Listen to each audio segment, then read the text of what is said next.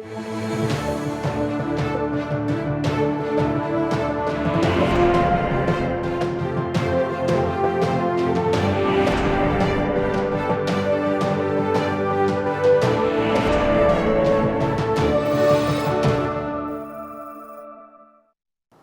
pessoal, nosso Câmara Aberta segue fazendo edições especiais voltadas para quem está se preparando para o Enem.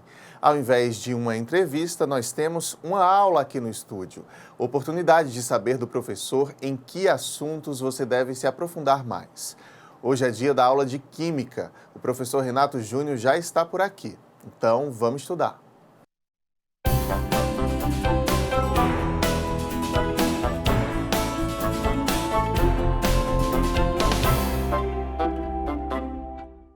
Então, pessoal, vamos lá. Vamos dar aquela última dica para você que está se preparando para o Enem, certo? A gente sabe que o Enem é uma prova contextualizada, uma prova que tem, certo, a química voltada para o seu cotidiano, tá? Então, o que a gente vai fazer aqui hoje? A gente vai tentar, certo, dar umas dicas dos conteúdos que mais caem na prova do Enem. Então, alguns conteúdos vêm caindo nesses últimos anos rotineiramente. Então, o que a gente vai fazer? Vamos tentar fazer uma síntese, uma pequena síntese, para ajudar você aí em casa, certo? A ter aquela última dica, aquele assunto que você tem que dar aquela olhada especial. Então, primeira coisa, tá? 5 conteúdos vêm caindo nesses últimos anos na prova que você tem que ficar ligadinhos, que vão ser a parte de cálculo estequiométrico, que geralmente é o terror do aluno, né? O aluno, quando vê uma questão de estequiometria, que é uma questão muito interpretativa, certo? Fica com um pouco de medo, mas o cálculo estequiométrico que vem na prova do Enem é sempre um cálculozinho simples, certo? A parte de equilíbrio, a parte de química ambiental, certo? A parte de química orgânica, principalmente no que se diz respeito à parte de identificação de função orgânica e a parte de equilíbrio químico, que é o que a gente vai começar demonstrando aqui, ok? Então, primeiro, tá? O equilíbrio químico, ele se dá no que a gente chama nas reações reversíveis. Então, professor, o que é uma reação reversível? É aquela reação que ela se processa tanto no sentido direto como no sentido inverso. Então, primeira coisa, equilíbrio vai estar ocorrendo, tá? Em reações reversíveis. Professor, então, basta ser reversível para essa reação estar em equilíbrio, certo? Então, não é assim, pessoal. Então, para que essa reação esteja em equilíbrio, você tem que observar que a velocidade da reação direta tem que estar igual à velocidade da reação inversa. Ou seja, a velocidade de formação, certo? Nesse sentido, certo? É igual à velocidade de decomposição no sentido inverso. Então, um outro fator que vai determinar o equilíbrio é as concentrações das substâncias constantes. Então, a concentração de reagente e produto, elas vão estar constantes. Professor, tá? Isso quer dizer que as concentrações elas vão estar iguais? Não, certo? Essas concentrações, elas não vão sofrer mais variações, ok? Então, você observa que reação em equilíbrio se processa na mesma velocidade, no sentido direto e no sentido inverso, certo? E as concentrações, elas vão estar constantes. Um outro ponto de equilíbrio que vem caindo muito em prova de Enem é o que a gente chama de princípio de Le Chatelier, que os senhores conhecem como deslocamento de equilíbrio, ok? Então, o que a gente vai ver hoje aqui? A gente vai estar dando aquela dica, aquele mote para que você entenda como trabalhar com esse deslocamento de equilíbrio. Então, o que acontece aqui? Primeira coisa, só existem 3 fatores que vão deslocar o equilíbrio, certo? Esses fatores são concentração, temperatura e pressão. Então, qual é o primeiro cuidado que você vai ter aqui, pessoal? Ó, primeiro, você pegando essa equação química, você vai identificar se essa equação é um processo endotérmico ou um processo exotérmico. tá? Então, o que acontece? Observem aqui, ó, que esse ΔH aqui é um valor menor do que zero. Então, o que isso quer dizer, professor? Quer dizer que esse processo é um processo exotérmico, ou seja, ocorre liberando um calor. Já o processo endotérmico, que é quando o ΔH ele é maior do que zero, ele ocorre absorvendo esse calor. Então, a primeira coisa que você vai observar na equação química quando se trata de deslocamento é observar se o processo é endo ou se o processo é exotérmico. Então, vamos lá. Vamos trabalhar tópico a tópico para que você não fique com nenhuma dúvida nesse trecho de deslocamento de equilíbrio. Então, observem o seguinte. Primeiro, concentração, tá? Então, o que vai acontecer aqui, pessoal? Sempre que a gente falar de concentração, você vai fazer o seguinte. Você vai observar se a substância está sendo adicionada ou está sendo removida. Então, o que acontece? Quando essa substância é adicionada, a concentração ela aumenta. Quando essa substância é removida, a concentração ela diminui. Então vamos lá. Então, o que acontece com a concentração, professor? Sempre que eu aumentar a concentração de uma substância, o equilíbrio vai se deslocar para o sentido oposto da substância que foi adicionada. Tá? Como assim, professor Renato? Da seguinte forma, vamos tomar como exemplo aqui o N2. Vamos supor que eu aumente a concentração desse N2 gasoso.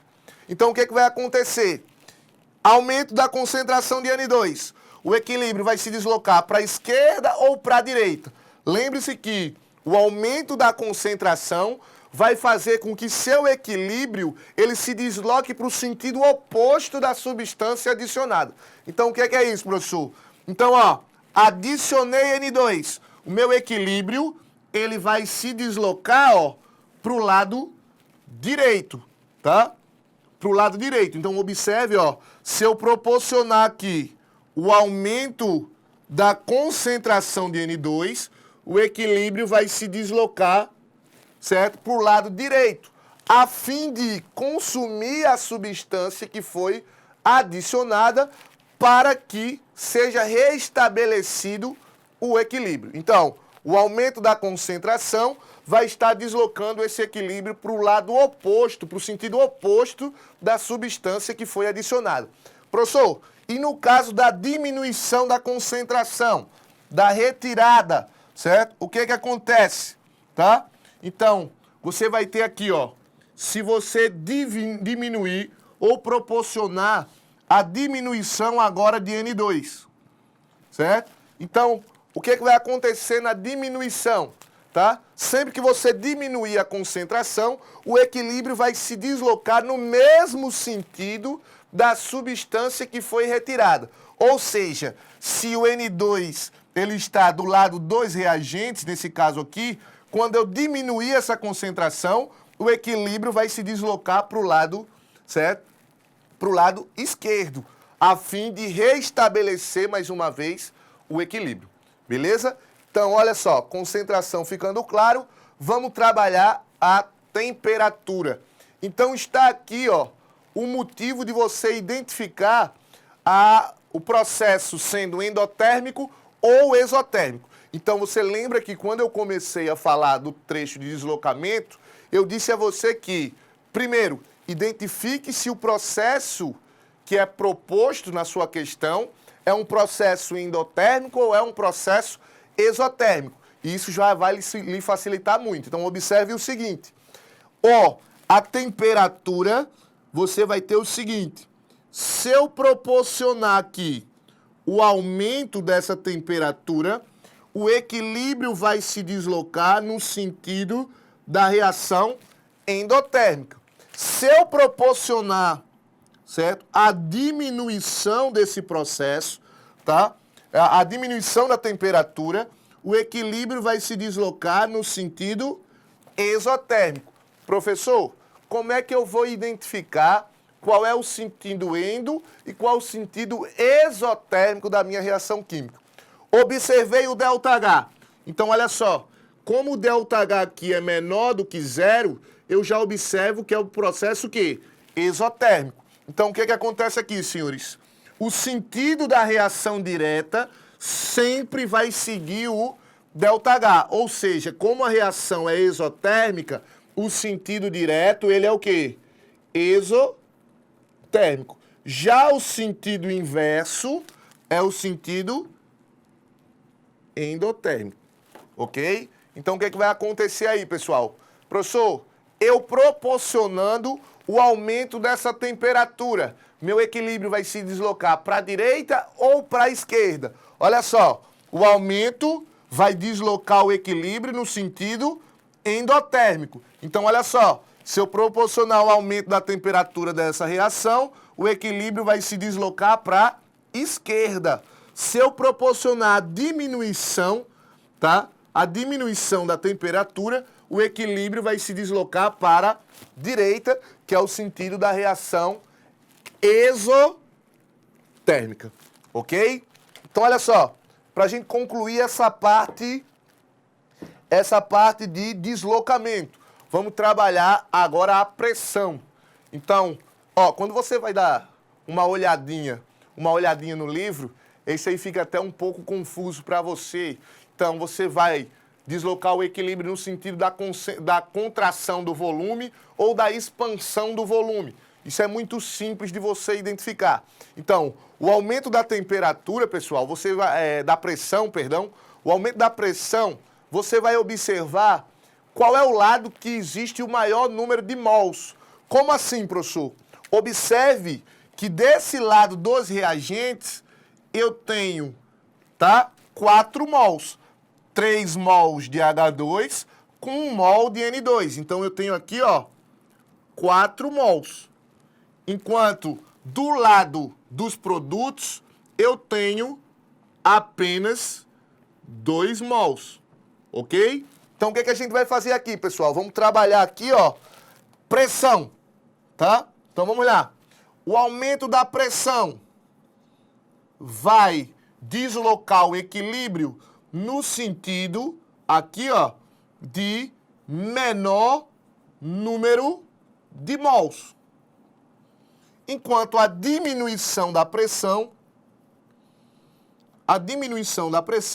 vai deslocar o equilíbrio no sentido de maior número de mols, tá? Então, você vai ter aqui, ó, o deslocamento no sentido de maior número de mols. Como assim, professor? Se eu aumentar a pressão desse sistema aqui, ó, aumentei, o equilíbrio se desloca para onde? No sentido de quê? De menor número de mols. Ou seja, o equilíbrio vai se deslocar para a minha direita, tá? Se eu diminuir a pressão, ele vai no sentido o quê? De maior número de mols. Então, esse equilíbrio vai se deslocar para a esquerda. Ok, pessoal? Então, fiquem ligados. Esse tipo de questão relacionada a deslocamento de equilíbrio, geralmente vem relacionada com uma questão de saúde pública ou uma questão relacionada, como está na moda agora, o combate à utilização do refrigerante. Já caiu na prova falando da hidroxapatita ou também de substâncias que deterioram aí seu esmalte dentário. Então, fique ligadinho, certo? Nesta parte de deslocamento de equilíbrio. Se vier a cair da prova, lembre-se, deslocamento de equilíbrio só ocorre com concentração, temperatura e pressão. É importante salientar, pessoal, que o catalisador, ele não desloca o equilíbrio. Ele apenas aumenta a velocidade da reação química, ok? Então vamos dar uma pequena pausa aí para a gente tomar uma água e a gente volta já com mais dicas para vocês.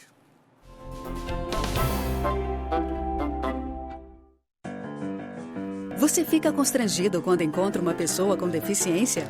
Então, está na hora de mudar. Deficiência não é doença e essas dicas são para você. Risque do seu vocabulário palavras como surdo-mudo, surdinho ou mudinho. Use a palavra surdo para se referir a pessoas que não ouvem. Mesmo que o surdo esteja acompanhado de um intérprete, fale sempre dirigindo-se a ele e não ao intérprete. O surdo pode se comunicar com você por meio da linguagem de sinais, da escrita ou pela linguagem labial. Neste caso, fique de frente para ele e fale pausadamente. Nos eventos promovidos por órgãos públicos, os surdos têm direito à presença de um intérprete. É um direito garantido por lei. Cidadania é saber conviver com as diferenças.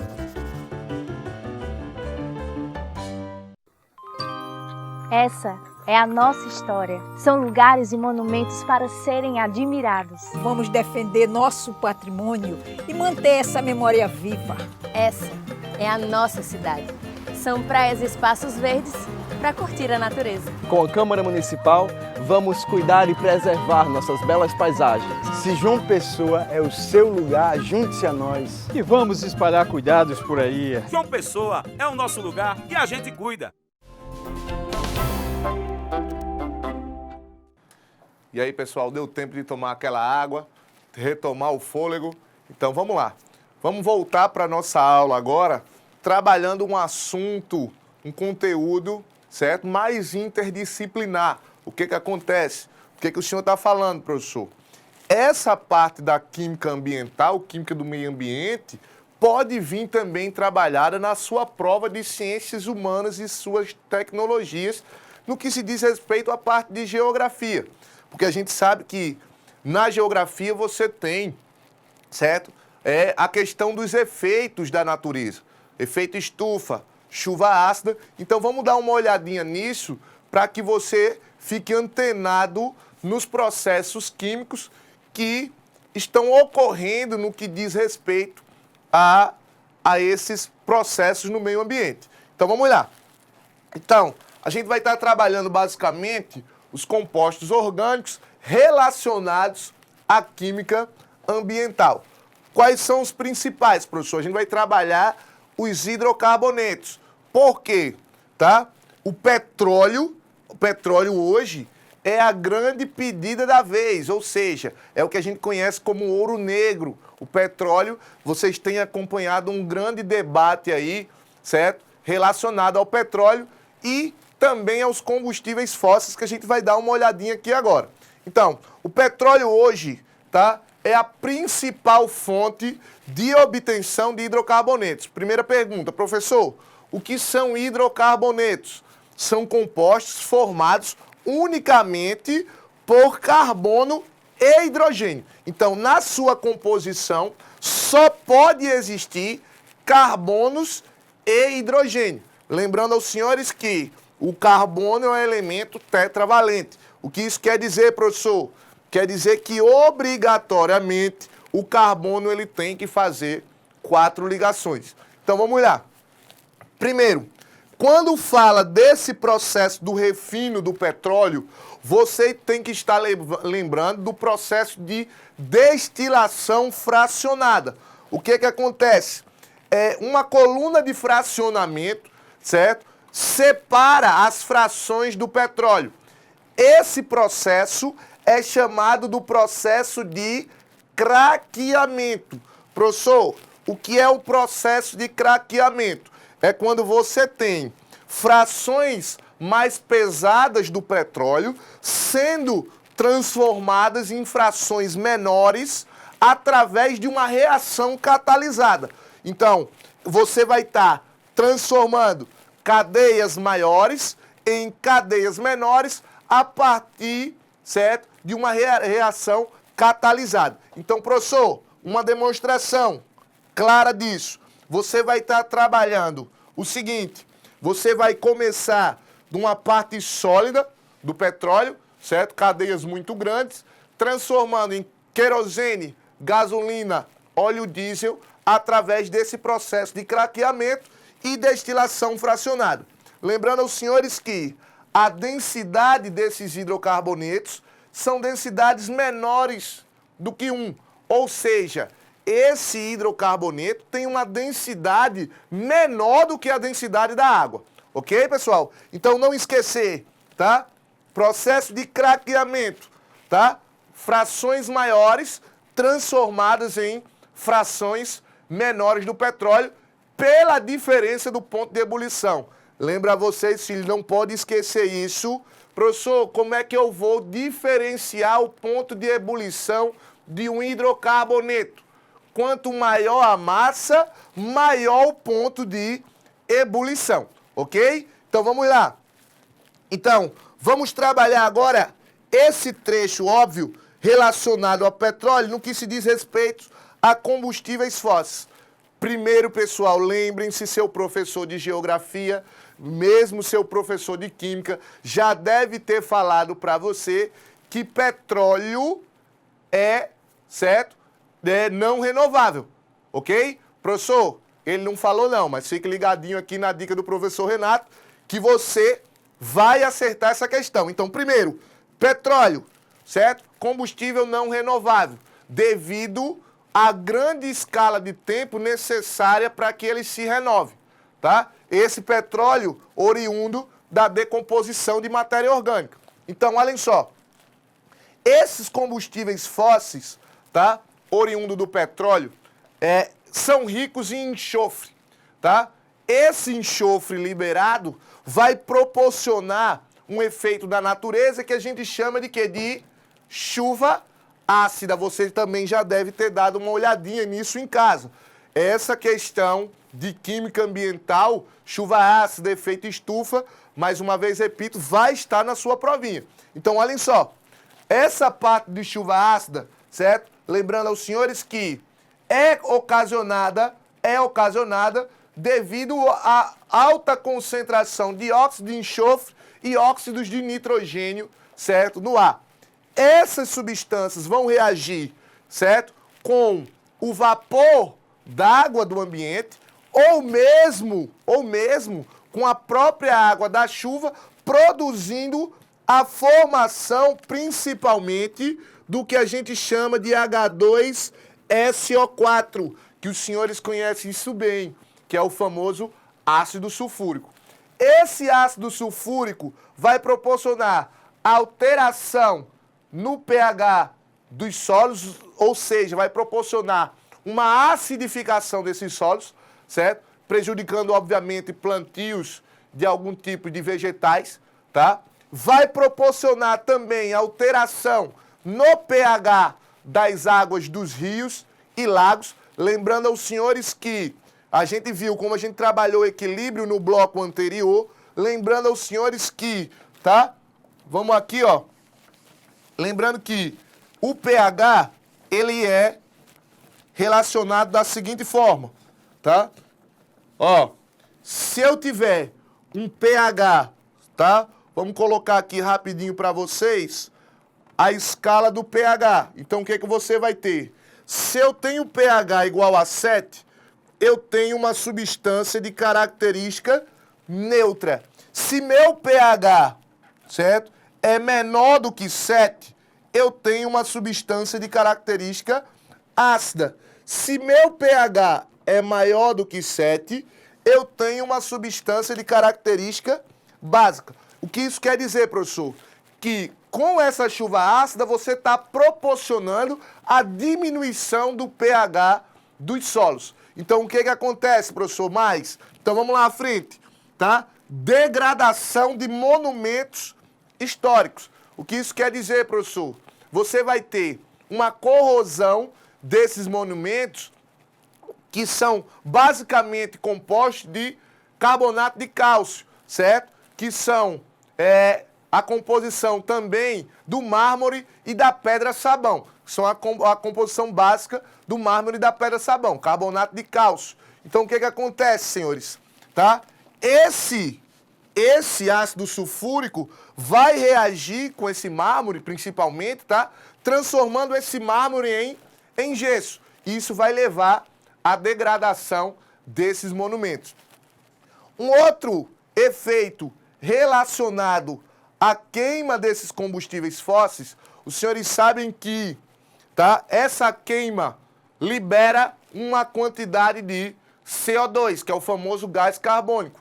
Esse CO2 vai proporcionar o efeito na natureza que a gente chama de efeito estufa. Lembrando os senhores que quanto maior a cadeia carbônica, maior o número de mols de CO2 liberados. Então, olha só, professor, e aí, a reação de combustão?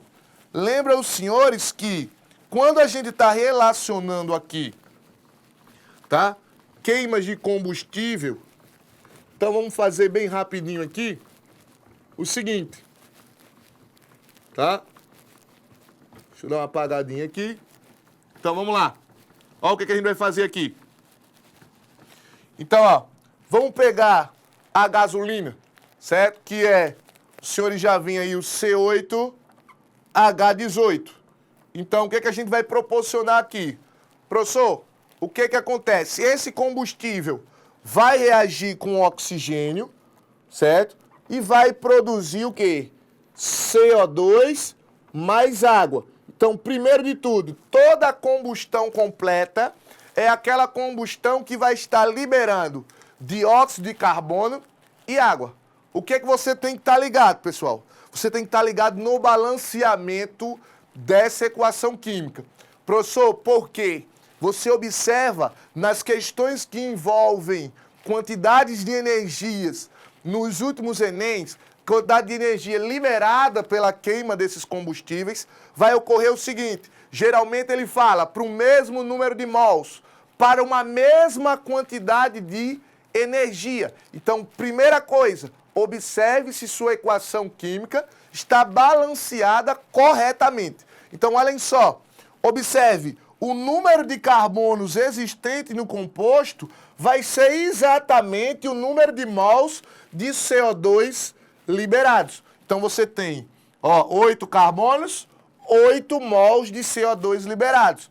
Consequentemente, você vai ter 9 mols de água. Então, olha só, para a gente terminar esse balanceamento, 8 vezes 2, 16, com 9, 25. Então, aqui você vai ter 25 meios, tá? Então, fiquem ligados nessa parte de combustão de compostos orgânicos, principalmente no que diz respeito a uma mesma quantidade de energia, a uma mesma massa de combustível queimado, ou ainda para no mesmo número de mols de CO2 liberados. Então, pessoal, espero ter ajudado vocês, certo? Essas são as últimas dicas aí que você tem que estar ligado na sua provinha de Química, tá? Na sua provinha de Geografia também, na sua provinha que é relacionada às ciências humanas e suas tecnologias relacionadas ao meio ambiente, tá? Então, agradeço a todos